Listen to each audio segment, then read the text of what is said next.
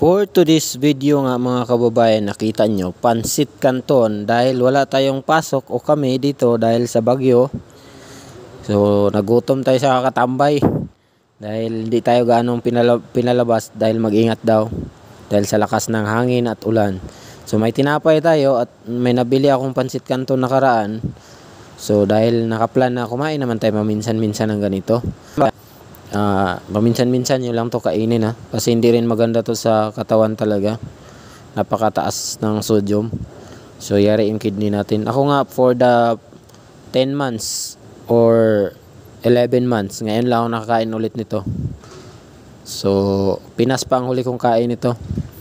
So ganun katahaba, katagal, no? Pero masarap siya. Dati naman mahilig ako niyan. Pero ngayon nga habang tumatanda tayo, minsan napapaisip rin tayo na malaga-alagaan natin lalo yung mga organ natin sa katawan, yung kidney. Lalo pag masasarap kasi yung nilalamutak natin o nilalagay sa katawan. So may bad effect talaga. Paminsan-minsan ay okay lang naman yan. Tapos yung bread ko naman mga kababayan dito is wala yan timpla. Yung parang whole wheat lang yan na bread na wala siyang timpla na bili ko. So masarap dahil mainit pa siya.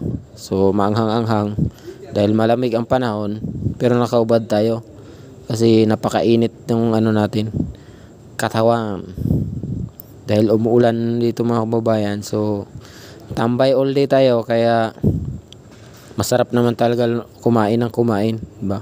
Alam nyo na lasa niyan, Pansit Canton tsaka tinapay, diba? Masarap naman talaga yan kasi kaya talagang mapasubo ka. Dalawang piraso yung ginamit ko rito, tapos 3 pares ng tinapay, bali 6 na slice.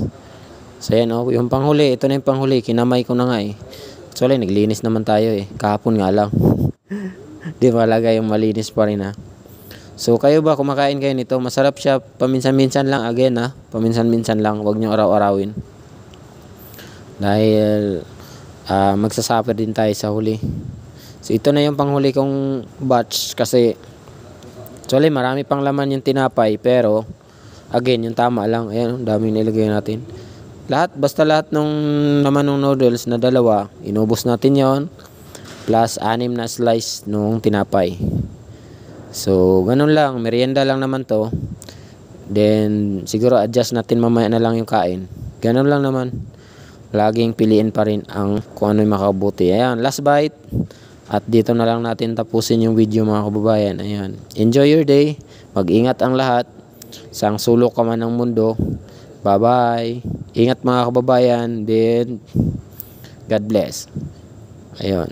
Tuloy lang sa pagharap ng hamon ng buhay.